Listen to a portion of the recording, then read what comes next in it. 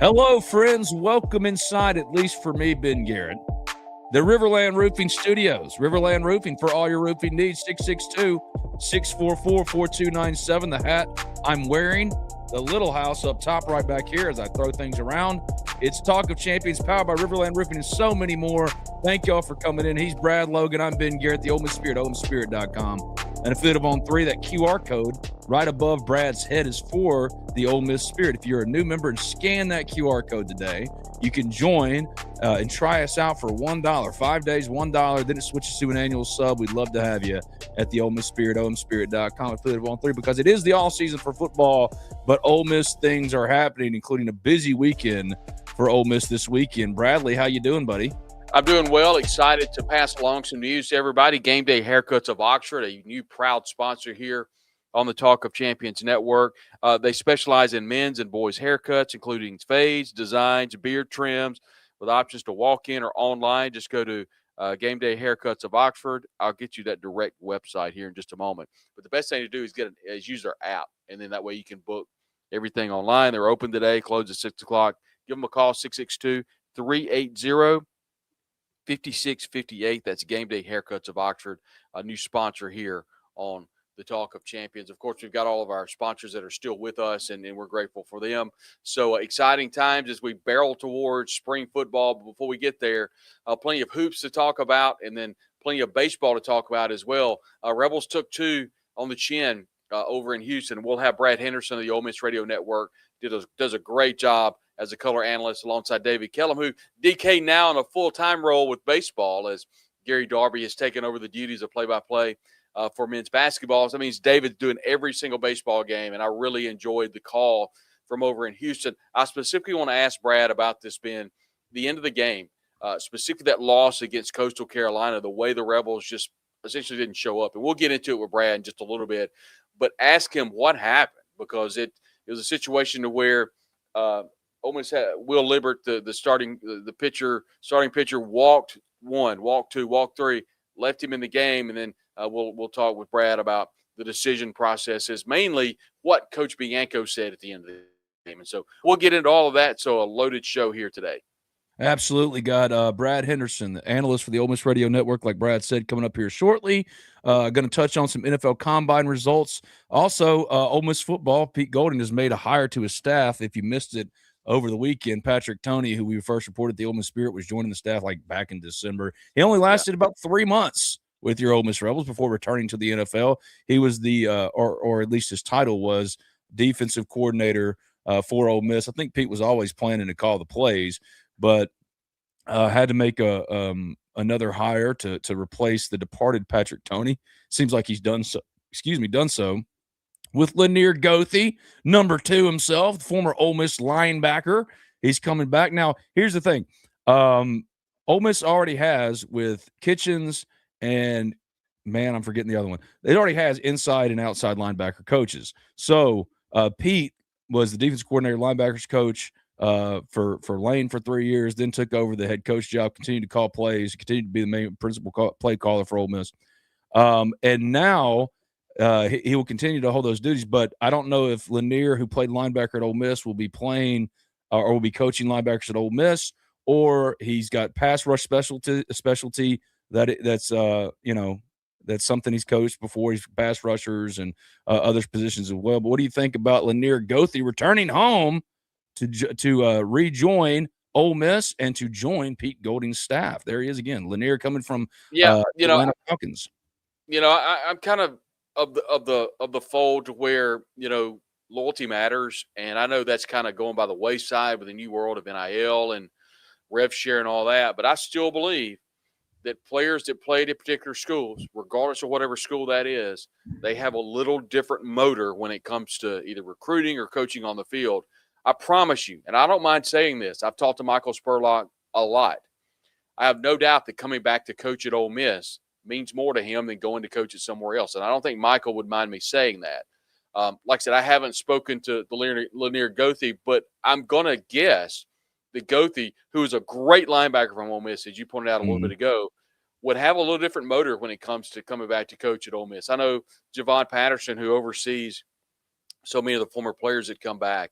Dante Moncrief obviously is who is on staff here. Who I actually had a conversation with a good friend yesterday at the women's basketball game, and someone there at Dante Moncrief actually was sitting beside them, and the friend told the other friend about who he is. Oh, that's the guy that torched Mississippi State back in, I think it was 2012. It was Feed Moncrief. So just those stories like that just lend to, I just think that players that come back and coach at their alma mater coach it differently. And I think it's a great move by Pete Golding. I don't know the ins and outs about what duties, like you said, but I mean, Pete, from what I was told, was going to call plays anyway. So I'm not saying that it's a bad move that Tony has left, but I do think it's a good move that Lanier Goethe is coming in. I think it'll be a great addition to the staff. Yeah, I do too. Like I'd heard initially from specifically industry sources that Pete was probably just not going to fill the role because they have a lot of coaches on staff, both as analysts, promoted this, that, and the other. Mike Stoops is now on staff, but Lanier Goethe, bringing him in, I think it's a smart move. It kind of feeds exactly what you're talking about in terms of strengthening the loyalty but you're not just putting in Ole Miss sycophants. It's not like you're just putting in Ole Miss guys because they're Ole Miss guys. These are accomplished dudes. Brian Brown, the head coach of defenses from Corinth, played at Ole Miss. Lanier Goethe was a Chucky Mullins Award winner. We don't know what he's going to call. He could be pass rush. He could do take over for Lou Spanos potentially, who left to join Lane at LSU. Was really principal and getting the most out of Princely and Prince Willie Monmiel, and a big factor, I think, in pulling Prince Will to LSU was the presence of Lou Spano. So that might be a position that Lanier could take over. And again, with some coaching experience, though, a linebacker at Ole Miss, coaching experience in pass rush specifically over his tenured career, it would make a lot of sense then for that to be a spot that maybe he potentially takes over. But yeah, Lanier Goethe, that should round it out. And moved pretty quickly, did Pete Golding, after Patrick Toney went back to the NFL. I love that Pete doesn't blink, Brad, more than anything. Like there's no, oh no, what are you going to do? He just finds the next one. And it's a nice welcome change. And really for Pete, he's process oriented. All right. So one falls off. Who's the next one? And I appreciated the way he kind of went about handling this and doing it doing it quickly, first of all, but also kind of following the trend line of what he's been looking for with assistant hires, not the least of which is this is a dude who's really committed, got blood, sweat, equity into this program, and he'll be motivated. There's no doubt. And this wasn't a situation where Pete was like, okay, Tony's headed out. Let's evaluate this. Let's talk amongst ourselves. Let's determine what's best for the program. No, it wasn't any of that. It was immediately, let's go make a hire and let's move forward. And so there's been so many questions on the Ole Miss Spirit. That's OMSpirit.com, an affiliate of On3, which, by the way, had two very big team site moves over the weekend, Shannon Terry announcing, and then also two huge acquisitions from a rival organization, no pun intended. And so it was a big day for Shannon and On3. But everything that's been posted on the Ole Miss Spirit kind of comes back around to what's going to happen with spring practice. I mean, Ben, I'll kind of throw it back to you. I don't think we'll ever see the old spring game again. I mean, there's just too much in regards to film, players getting hurt. There's so many disadvantages versus advantages. But I do wonder if we'll see a little bit more of a practice plan in regards to a spring, quote-unquote, practice available to the public than we've seen in the past. Yeah, I don't think the days of traditional spring games are over. They're dead. They're long gone. You're not going to see position battles and things like that. I mean, even with the second portal window eliminated, you don't create problems for yourself that you don't have to. And let's be honest with you, or be honest with all of this. The benefits of spring football since the dawn of spring football have been negligible to begin with. If anything, it's just to keep attention, or used to be just to keep attention. So I think you're like understanding that, and in that vein, you're not going to see the return of spring football games under Pete Golding, but I think it will be more of a traditional celebration of the team rather than, the spectacle of tug of war and Joey Chestnut and this, that, and the other. Not to say that there wasn't a lot of good with that. Like, I think I liked the Grove Bowl games. I liked Joey Chestnut showing up. I think that it was a little hodgepodge thrown together, and they could have done some. They could have been a little bit cleaner in terms of how they debuted things and really incorporating fans. And in that way, then I could see spring opening up more, being more amenable to fans and their needs and wanting to get to know the team better, because spring was just something to get through for the last 6 years, which it's pretty much been that way forever. But I do think that Pekin will understand the lost connective tissue a little bit with the fans and try to feed it in that way a little bit more. In that way, whatever that means. If that means meet the Rebels, on top of the Rebel Choice Awards and Chucky Mullins Award being awarded at this time rather than waiting until August. There's a way to structure spring to make it a true event. I mean, if you did a red carpet event with the Rebel Rewards and invited select fans or select fans could pay to be there, they could have a VIP experience. There's ways to do spring and make it an event without having to do a mock game where everybody's just going through the motions. Just like the NBA All-Star game, good luck trying to get NBA All-Stars to try to play tough in their celebrity game. You know what I mean? The hay's out of the barn. Spring football is dead. So I'm curious to see what Pete will do, and I think it'll be more team specific and especially more player featured. I mean, he's going to really create a stage, I think, that allows the players to get the shine, whatever that shine is. And with spring, it's never all that much. Yeah, I think you kind of hit the nail on the head. Is Pete understands the demographics. He understands I think it was a great way you put it, connective tissue between the fan base and this program. Kind of continuing the enthusiasm from Phoenix, from New Orleans, and the playoff run, and just kind of continuing with the opportunity for the fans to stay engaged with this team. And so I do feel like there'll be something happening in the spring. I didn't get a chance there are a couple of people I want to talk to yesterday at the women's basketball game specifically about this from a marketing standpoint, and was not able to do that. But I do believe that there will be some opportunities for some fans to really enjoy this upcoming year. And I do think kicking it off, quote unquote, with some spring activities would be a great move by Pete Golding and the Ole Miss administration. No doubt about it. This is Talk of Champions. I'm Ben Garrett at Spirit Ben on Twitter. He's Brad Logan at Brad Logan COTE on Twitter. We both are at the Ole Miss Spirit, omspirit.com, and a fleet of on 3. That QR code right above Brad Logan's head. If you scan it as a new member today, you could try us out at the Ole Miss Spirit, omspirit.com, for the low price of $1. Now, after 5 days, that'll switch over to an annual. But, man, we'd love to have you at the Ole Miss Spirit, and that QR code right above Brad's head. All you got to do is scan it and give us a try. We're talking about this stuff all day, every day at the Ole Miss Spirit, omspirit.com. And who's been talking about Ole Miss baseball all day, every day since February? Well, that's Brad Henderson. Hey, buddy, what's going on, man? Hey, man, how we doing? Living the dream, Brad. How are you? I can tell. Are you not driving back from Houston right now? They didn't put you in a car driving home, did they? They flew you back. I'm at the office, but my phone never stops ringing in there, so I just came out to the truck to join you guys. But, yeah, it was a late night getting in. Obviously not how we wanted to end it, the Houston trip yesterday, but, it is what it is. We'll get back after it tomorrow. What was your main takeaways from the weekend? I mean, dropping 2 out of 3 is obviously not ideal. We've already lost Brad. Hopefully he'll come back pretty soon. I'm going to remove him from the stage. There he goes. Sorry. He's back. No, you're good. I want to make sure you're okay. What are your main impressions dropping 2 of 3? Signs of panic? Are you not all that worried about his base? Hold on. I can't hear you. Hold on just a second. Let me see if I can figure this out. All right, let's take him off. You text Brad, and tell him to exit out and come back in for us, and we'll get him on there. My main takeaway from the weekend was, man, shortstop is still a problem. Defensively, they're still not there. The offense is, hitting without runners in scoring position is, 0 for 18. I think they were on Sunday. There's some lineup issues and stuff like that, but I still think it's a pretty small sample. Let's see if Brad can come back to us here in a second, but Hendo was there for every single moment of it, and I think if anything, you gotta figure out something with. Let's kick him from the studio so he can come back in. See, he'll come back in. You working on Brad for me? There he goes. There it is. There's Hendo. There he is. There we go. You hear us okay now, Hendo? Yeah, sorry.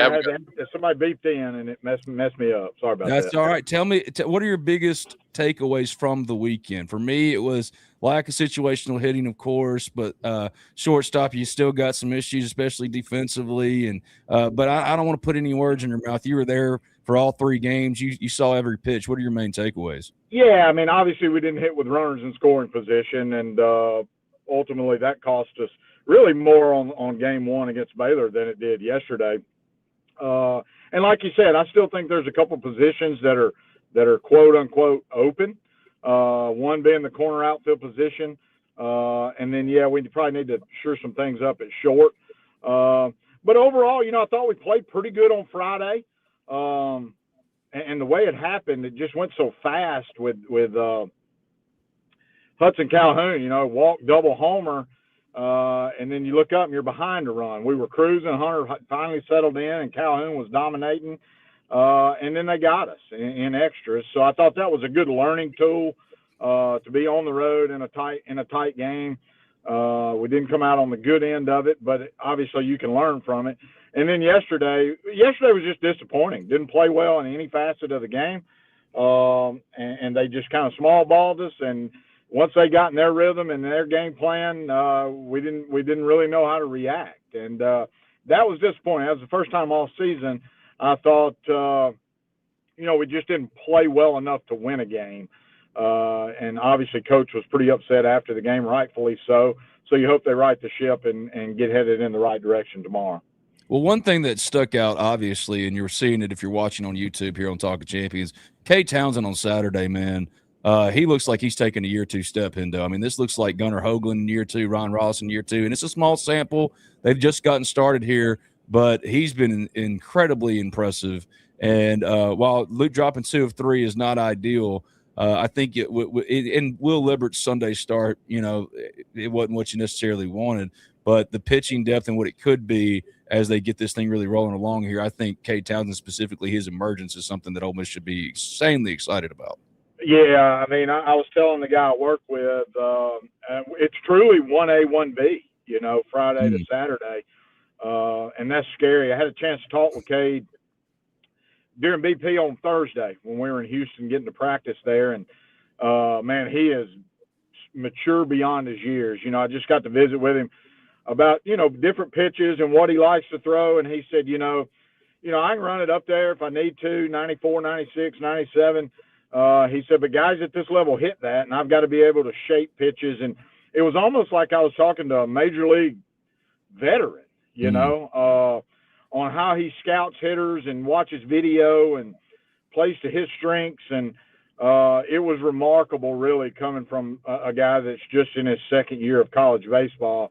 But the stuff is electric, man. That cutter at 90, 92, the sweeper in the upper 80s, just the amount of movement he's got on those pitches is remarkable. And but I think the maturity and now the trust with Joel Mangrum that he has, it's scary, man. That dude's going to win a lot of baseball games here this year, and we're certainly fortunate to have him. Brad Henderson joining us, the color analyst on the Ole Miss Radio Network. And, Brad, I know it's been fun. You'll have DK the entire year as he's obviously put away basketball duties. I know you've really enjoyed being full-time with him. I want to go back to something you mentioned a moment ago, which is one of the problems over the last, at least the 2 losses over in Houston. I think it was Chase Parham that posted 0 for 18 with runners in scoring position in the losses. I knew it was bad. I didn't know it was that bad. Is that more of an approach at the plate, or was that pitching from your standpoint over in Houston? I think it was a little bit of both.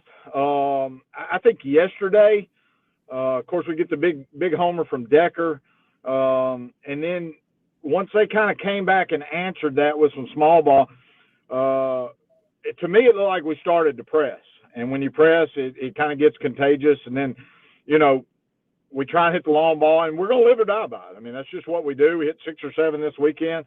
And when it's going good, it's going good. And then when one person starts pressing, you could kind of see it start to roll in the lineup. I mean, at one point we had 9 fly ball outs yesterday through, I think, 13 of our outs, 14 of our outs. And, and then we just couldn't get out of that funk. And credit Coastal. They continued to play their game and put it on us and put us in some pressure situations. And we just didn't react well. And like I said, it's the first time I've seen it all year.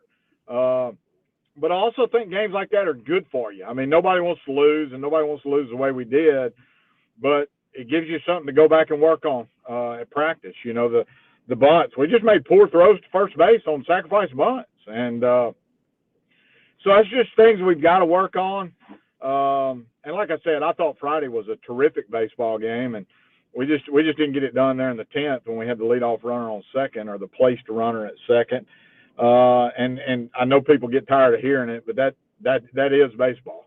They got the big hit, we didn't. It's going to happen again this year, and we're going to do it to a lot of other teams this year. It just didn't go our way. And, you know, had you win that game, you probably feel pretty good about the weekend. But, you know, dropping 2 or 3, you come home a little bit sour taste in your mouth. But it's a long season.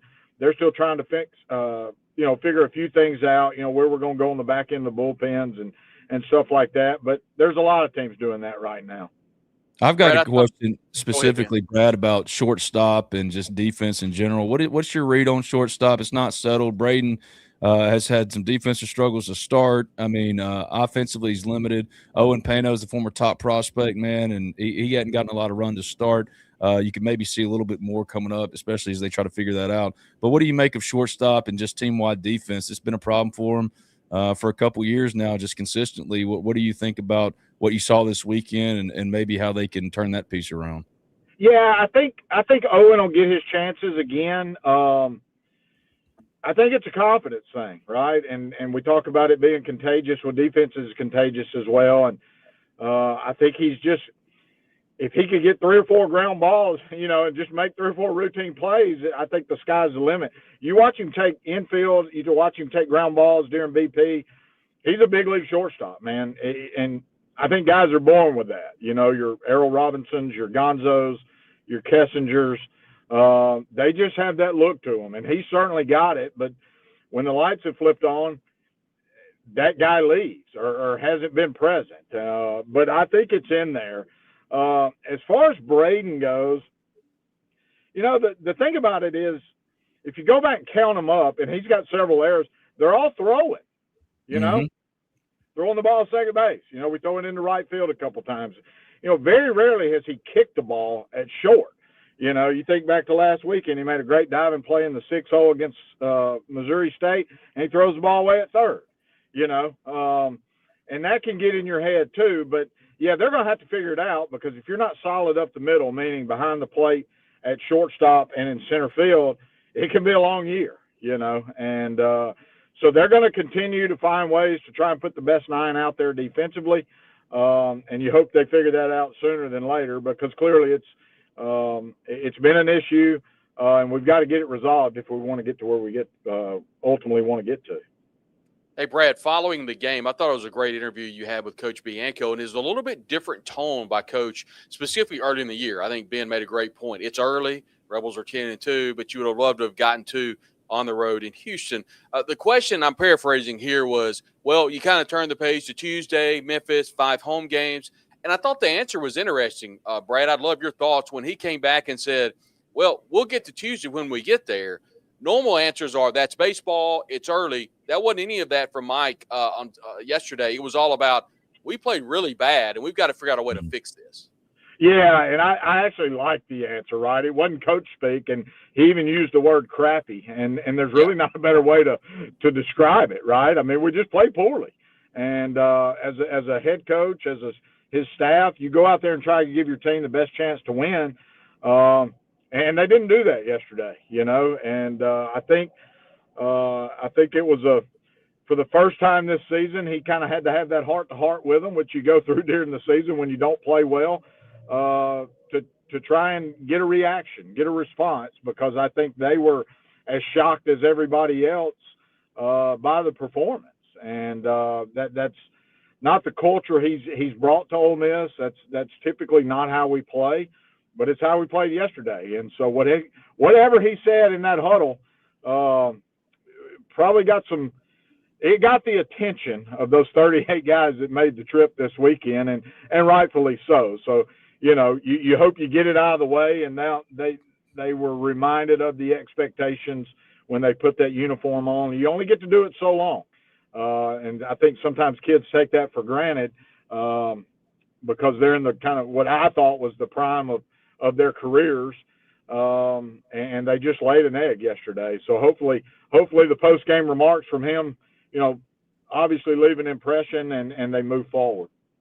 There's going to be a lot of swing and miss with this team. You pointed that out earlier, a lot of long ball.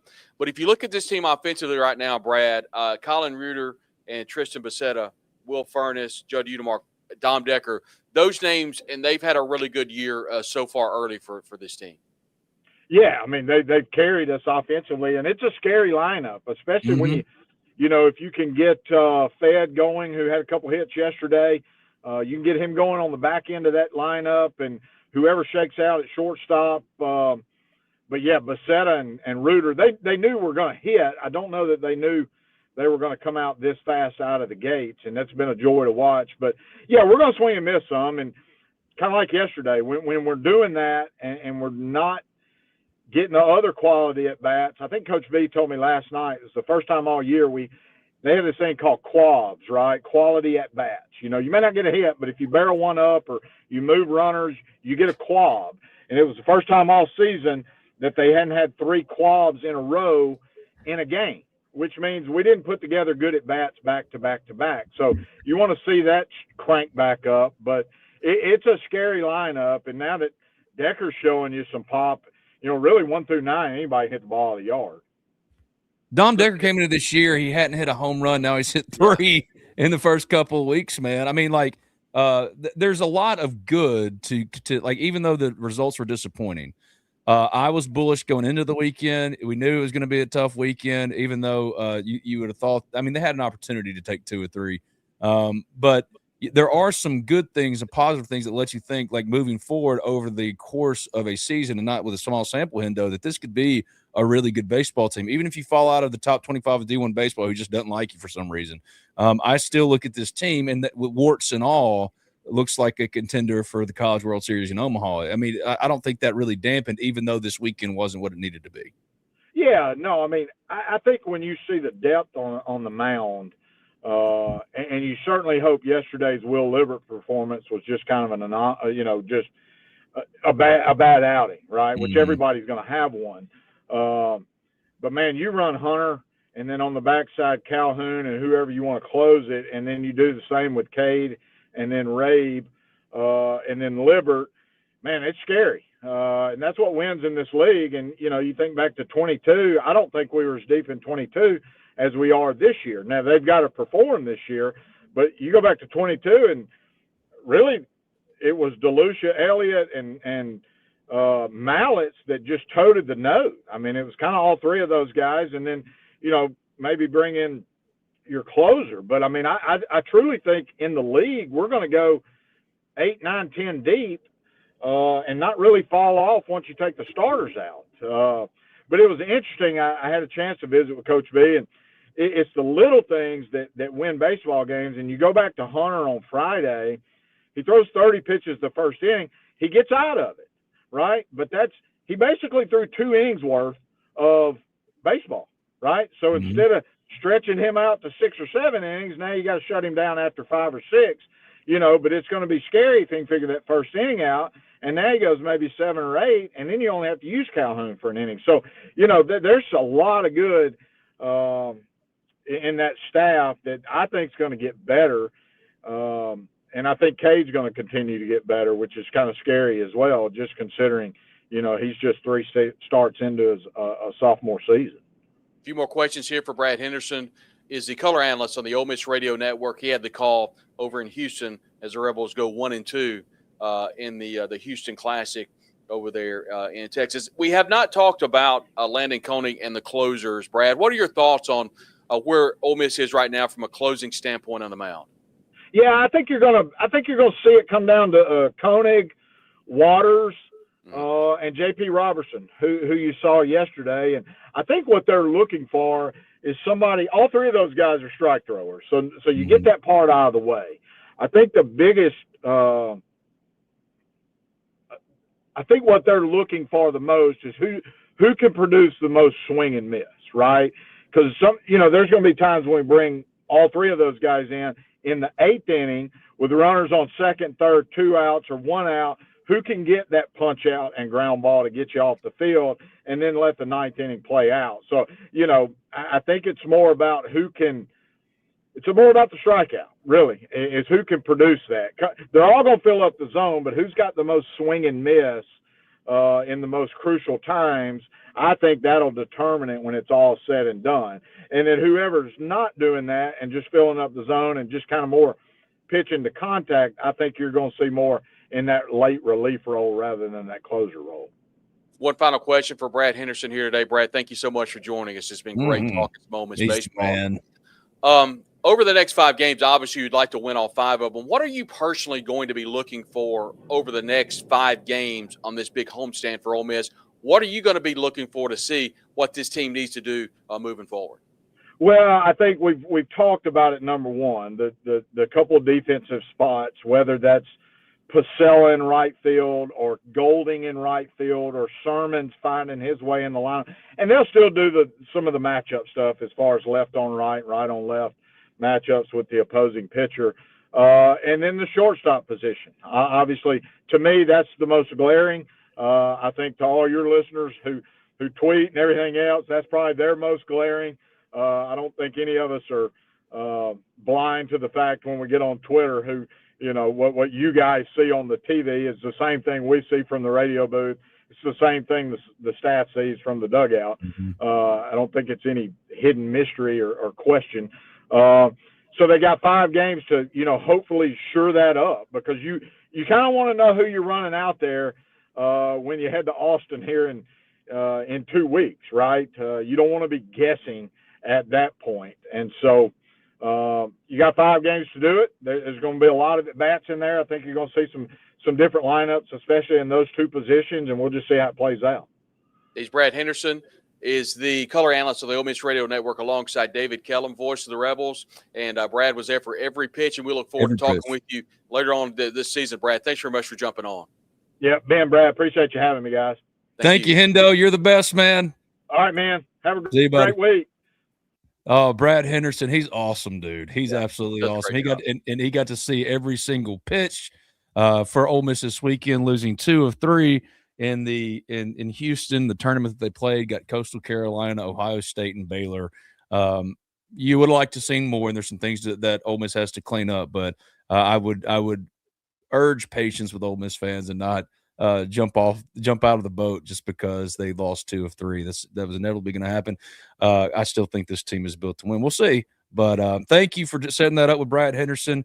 Brad, you'll be back with us later this week. I got Zach Berry sitting behind stage to say, hey, Zach, how you doing? Morning. So now Zach will take over so Brad can go do his regular job. I appreciate it. And by the way, I want to say everybody jump on Thursday. We'll have Ben versus Brian Haydad and the Mississippi State versus Ole Miss. I'll have a little conversation. Yeah. And I'm sure it won't be like a wrestling like a promo battle or anything like that. It won't. We're going to talk to Brian about the Egg Bowl and just kind of have some fun during the off season. So, yeah, Zach, thank you. Ben, appreciate it. Be good, buddy. That's Brad Logan. He co-hosts Talk of Champions, and you're watching that right now. Talk of Champions, powered as always by Riverland Roofing, as you see on my hat, riverlandroofing.com, 662-644-4297. Riverland Roofing for all your roofing needs. Also, the little house up top. See it? Okay. There's a little house up top. Thank you to Allen Samuels Chrysler Dodge Jeep Ram of Oxford. If you're looking for your next car, truck, or Jeep, they are the people to call. 662-234-8000, 662-234-8000.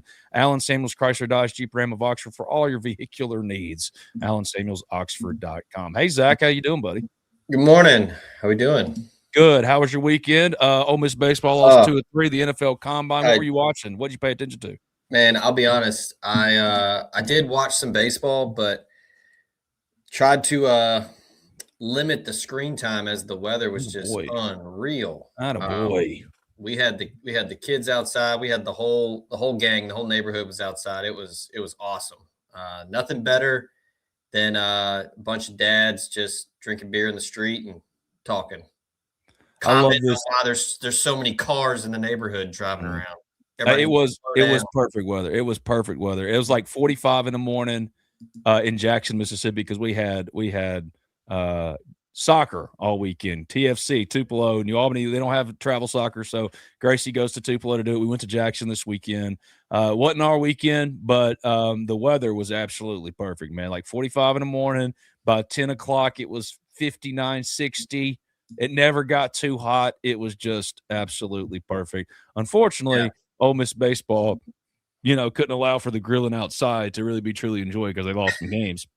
Thanks to Brad Henderson, the Ole Miss analyst for David Kellum on the Ole Miss Radio Network for baseball games. Stopping in, he saw every single pitch. If you missed that, just joining us now, go back and watch it, dude. He was absolutely awesome. Our thanks to Brad Logan. Like Brad said, I'll be doing a debate apparently with Brian Haydad about Ole Miss Mississippi State Egg Bowl stuff, which I'm always down for that. And that'll be on Thursday, working on some other guests as well. Sudu and I will be live for Talk of Champions tomorrow at 10 a.m. Central Time. Here's the rest of the week's schedule for those that might not know what we typically do.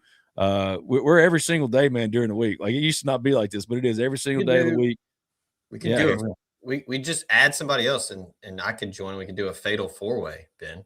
Oh, see, now you're talking my language. We could really wrestle promo this up. Yeah. So Monday, Tuesday, Thursday, and Friday, 10 a.m. Central Time here on Talk of Champions, 1 p.m. on Wednesday.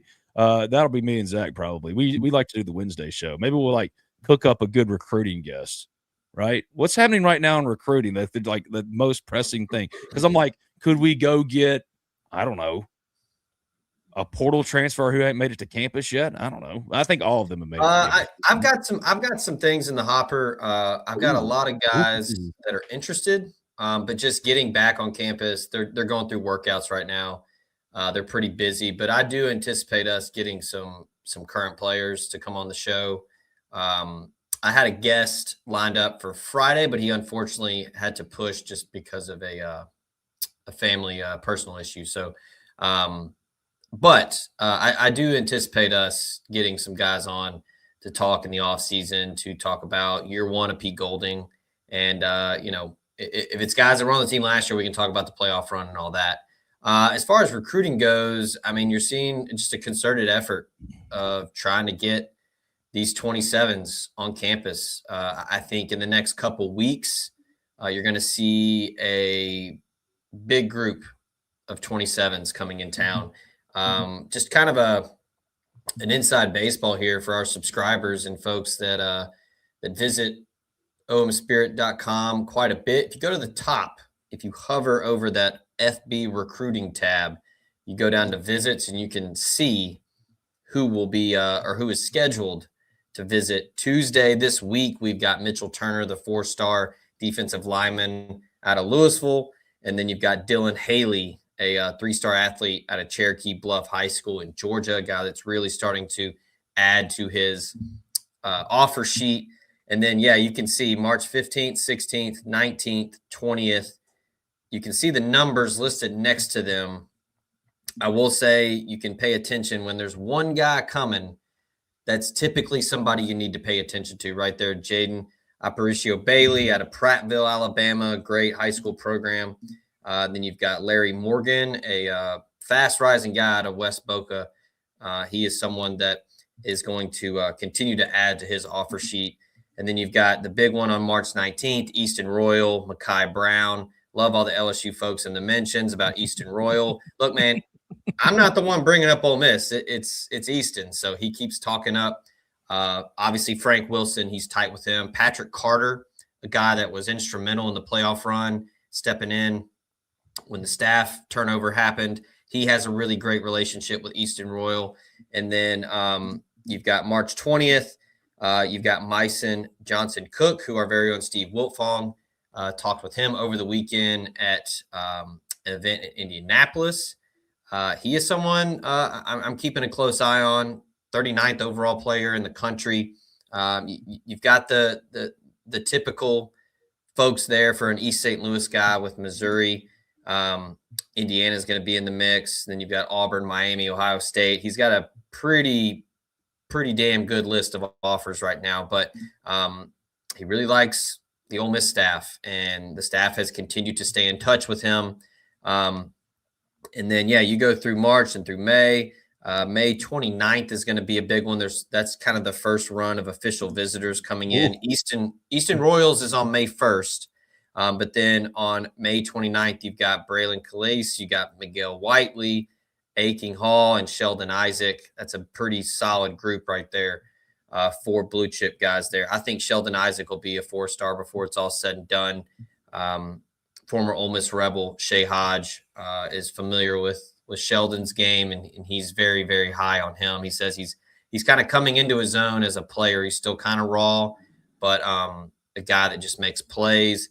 And then, you get into June, and that's when it starts to get really fun, June 12th and June 19th. You've got 10 guys coming in over those 2 weekends. So as far as just like an overarching theme of recruiting right now, Ben, I think you're just seeing a lot more push up front, where the previous regime with Lane Kiffin, it was always kind of a vibes kind of recruiting where it's like, hey, we'll have some guys come in, but then we'll push late.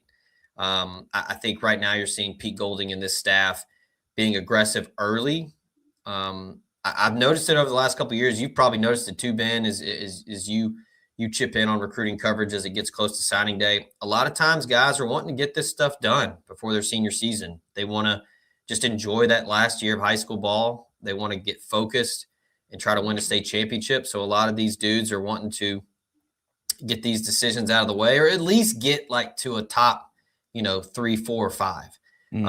So I think it's pretty important for Ole Miss, and you're seeing a lot of guys that are booking unofficials, and then they're booking officials, which I think is also something to note. Where we mentioned Mitchell Turner's coming tomorrow, and then he's got his official for June 5th. So lots and lots of recruiting coverage, even though it's still the off season. It's only March 2nd as we record this, but a lot of moving parts with the 2027 class. I'll probably have a recruiting notebook coming out probably today, with just kind of the latest intel. Talk to some people over the weekend, and just kind of the vibe with some of the national guys that I've talked to.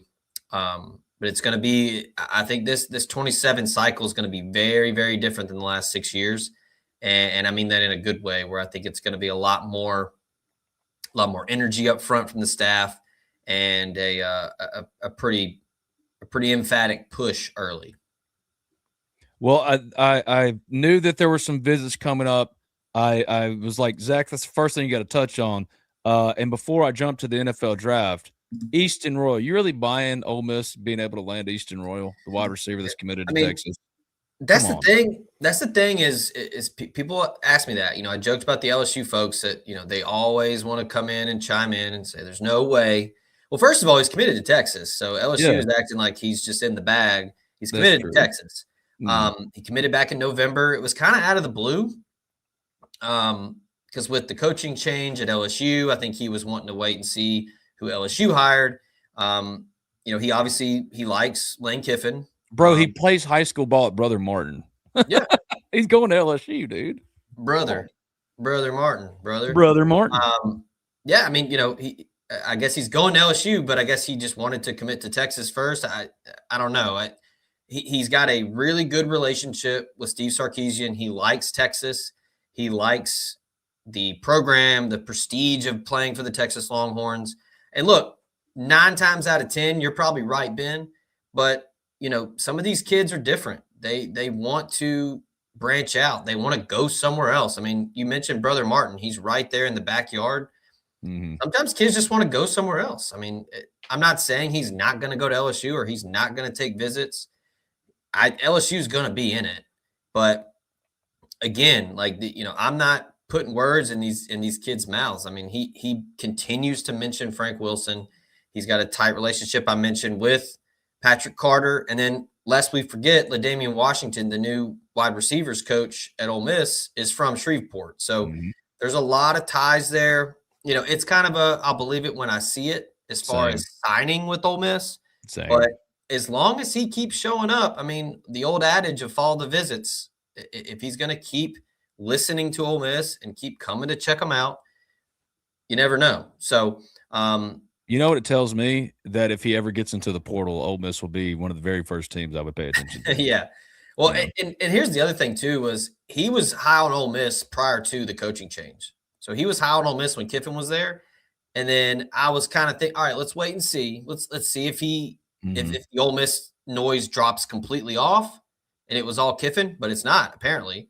And then hiring Frank Wilson was just also diesel on a bonfire. I mean, he's going to but that's essentially like putting it up in lice. It's like, yeah, we're going for Eastern Royal. And if you can get like 3 to 5 dudes that you otherwise wouldn't have from Louisiana, Frank's more than done his part. But like, I'll believe it when I see it with Eastern Royal. Sure. I'll believe it when I see it. Before we move on, basketball. Let's get to basketball recruiting. As I wrote a couple pieces on Ryan Hampton, the 5-star shooting guard. He's originally from Rockwall, Texas. He plays at DME Academy in Florida. Number 3 overall player in the country. He has got his officials set up. It was a pretty interesting list. Joe Tipton broke the news last week. He will be taking official visits to Nebraska, SMU, Ole Miss, and NC State. He will be at NC State today. He's probably already there as we're recording, going over there to see everyone's favorite Will Wade, who remains to be seen what happens with Will Wade at NC State, because I keep hearing a lot of rumblings that Matt McMahon's days are numbered at LSU and Will Wade might want to go back.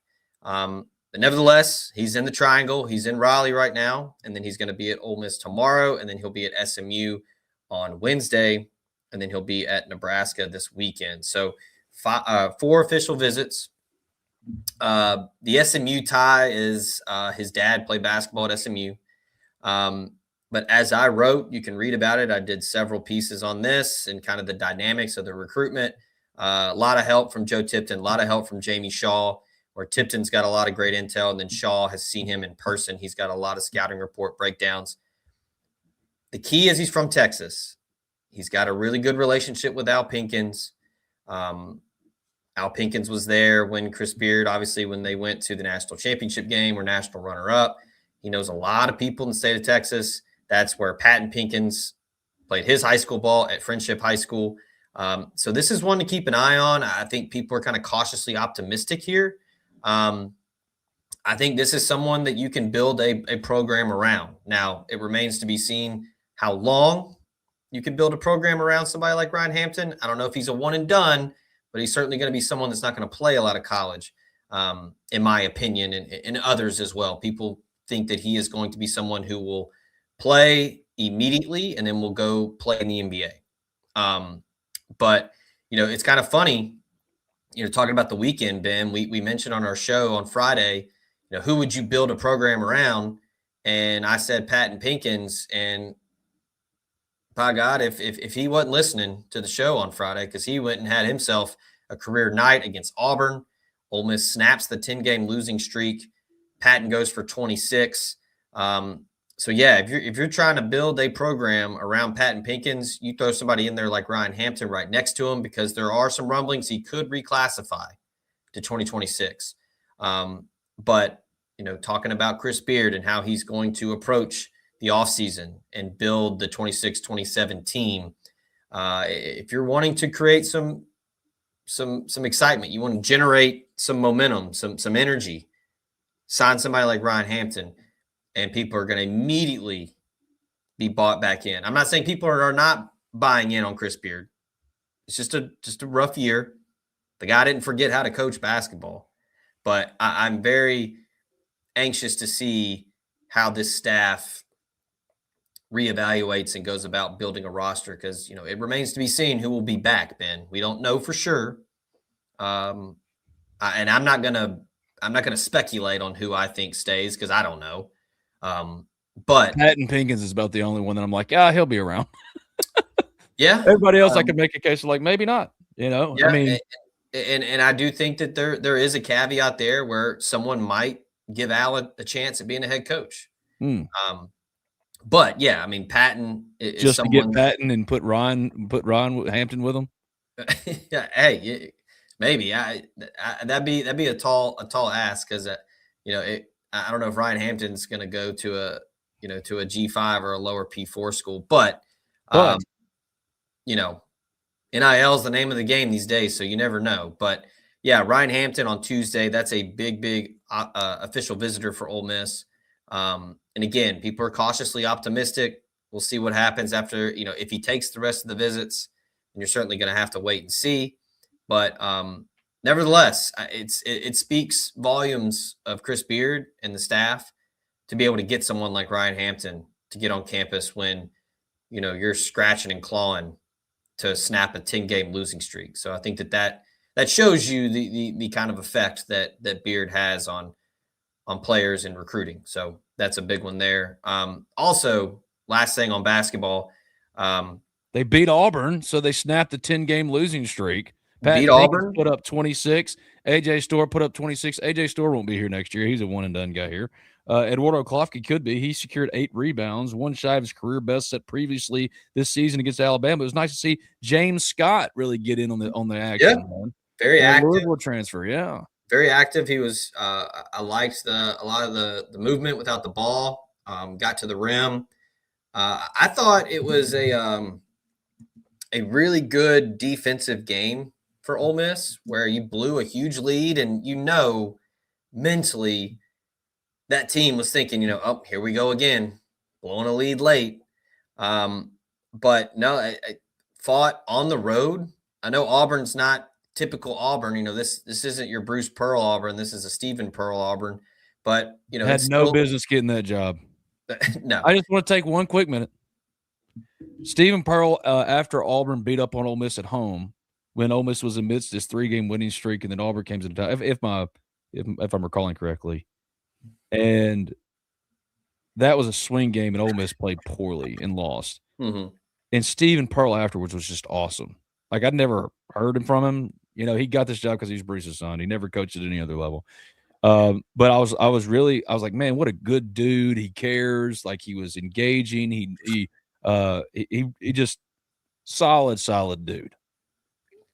Yeah. And then you've seen how it's played out. And I say all that to simply say Stephen Pearl has no business having that job. He just doesn't. God bless him. But dude, it's been exactly. I mean, it reflects poorly on one Bruce Pearl, quite frankly, because he just did what he did and left when he left so that Stephen could get the job. And now it's playing out, unfortunately, like most everybody cynically thought it would. You know what I mean? I mean, and that's no knock on Ole Miss, but like Ole Miss has been a bad basketball team. Hell, Stephen said it after the game. He was like, dude, this is a team that makes 4 threes a game. They made 10, right? Yeah, yeah. That was a pretty damning quote there. He apologized to the fans. Blair Stewart's asking, by the way, the chat, let me put Ole Miss Spirit in a novel. Dude, put it in there. Put it in there. I don't care. Do your thing. That's our resident Penn State fan who's always in the chat. My thanks to Blair. I'm always glad he's here. Thanks, of course, to Built Different Fitness as well. 662-832-0961. Online at bdoxford.com. New you in 2026, man. BuiltDifferentFitness.com. bdoxford.com. Built Different Fitness. Today, call them 662-832-0961. One thing I'd be remiss if I didn't mention, Ilias Comardine had a big 3. It was the only 3 he had in the game. They're moving him off the ball next year, man. If he's here, he's off the ball, and I think that's where it needs to be. Yeah, it has to be. He was 3 before that shot. He was 3 for 10, or 2 for 10 from the field. Big shot, and also AJ Storr. He did his thing as he always does. He scores a lot, but he had 4 assists. Played a great game. Corin Johnson also had 4 assists. You mentioned Klafke with the 8 rebounds. He had 3 assists. So it was, it was kind of one of those games where it was like, this is kind of what the team was expected to look like. Yes. It's complimentary. Malik Dia pitched in 10 points. But yeah, I mean, it was a good all around team effort. And, winning in the jungle is not easy, even when Auburn's not great. I mean, those people care about basketball at Auburn. So it was a pretty hostile environment.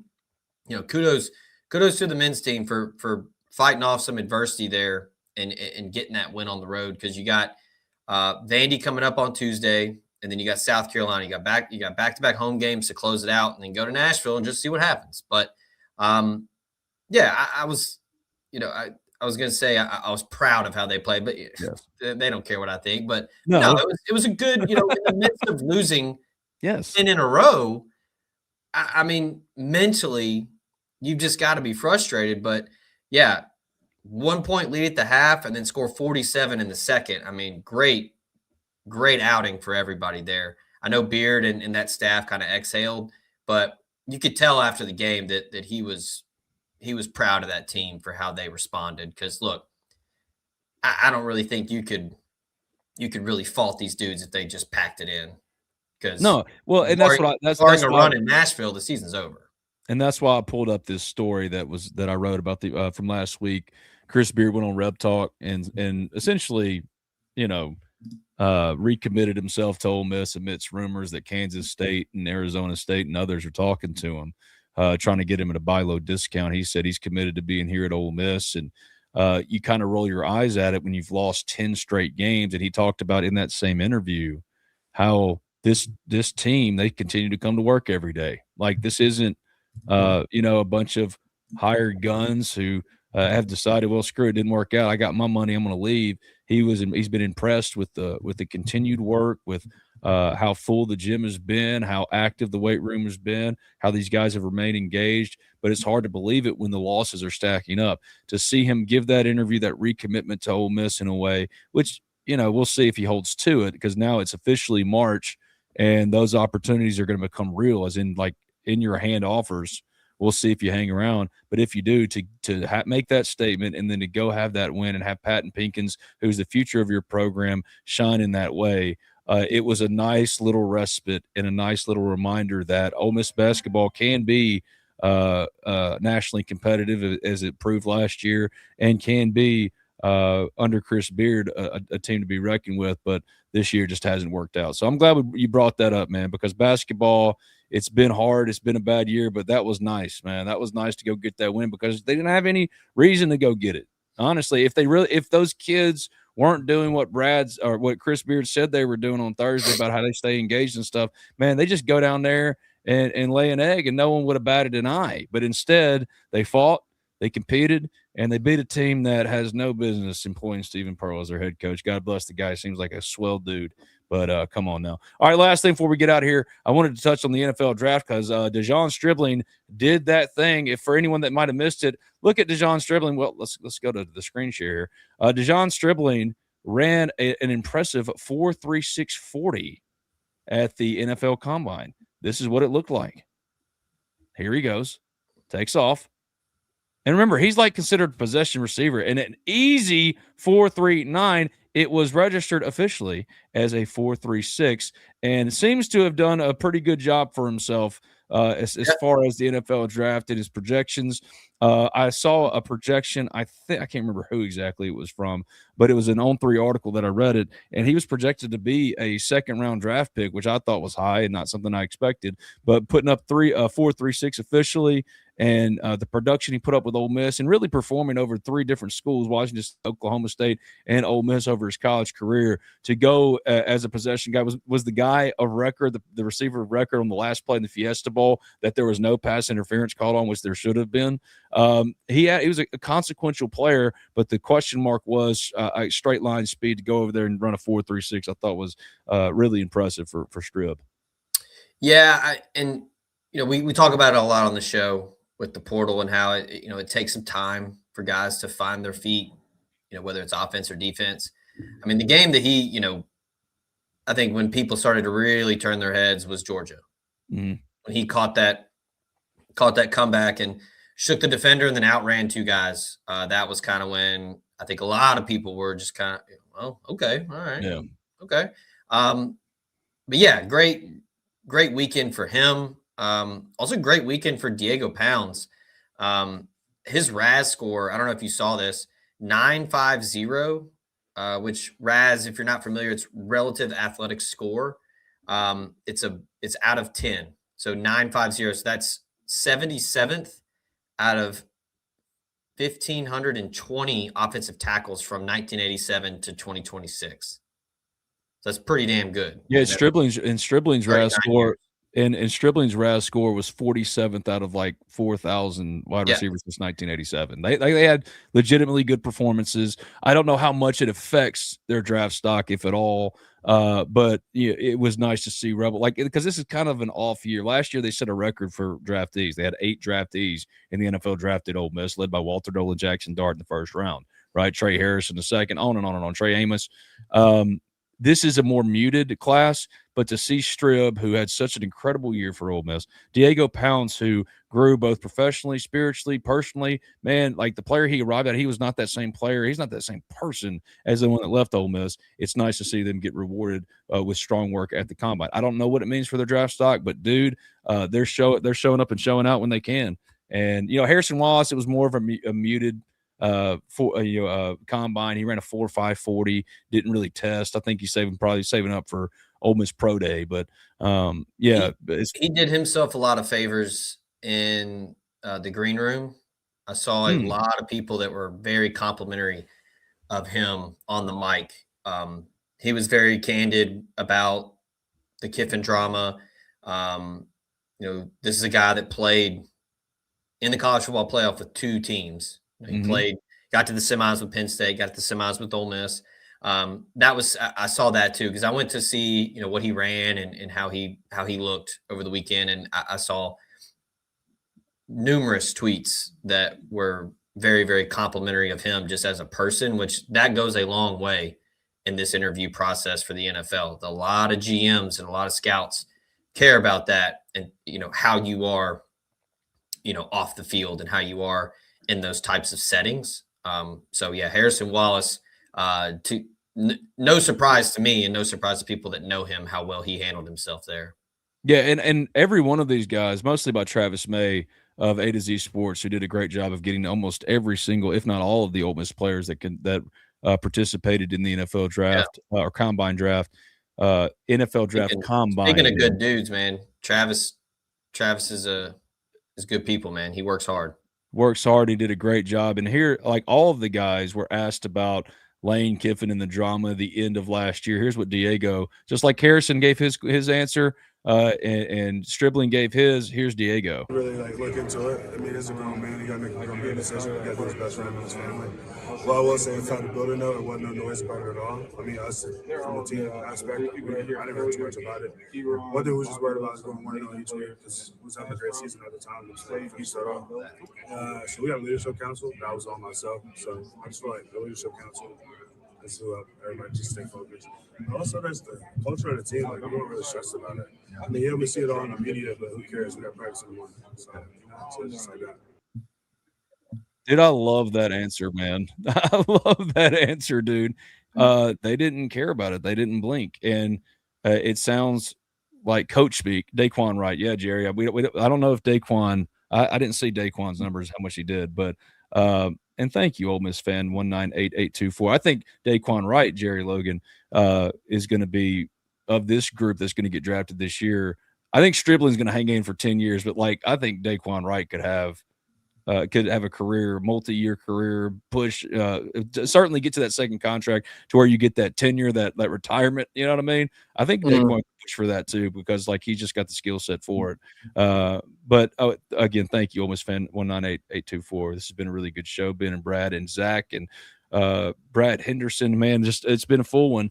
But to hear Diego and Harrison and Stribling answer the same question, it I think shows why Ole Miss was able to, in an unprecedented situation, continue to push forward. For it to seamlessly go as it did, go as seamlessly as it did, is a testament to Pete Golding, testament to Keith Carter and company, testament to Ole Miss and the infrastructure and the organization that it built, and also to players like Diego Pounds, who are part of that leadership council. And it's no longer about a cult of personality. It's about the guys in the building, and those guys rallied, won a record 13 games, including a pair in the college football playoffs, and were one game shy of playing for a national championship. Now that they're getting the shine for themselves, they didn't get that shine like they should have because it was focused on everything orbiting Lane Kiffin, but they got the shine that they deserved with the run in the college football playoff, and now in the NFL combine.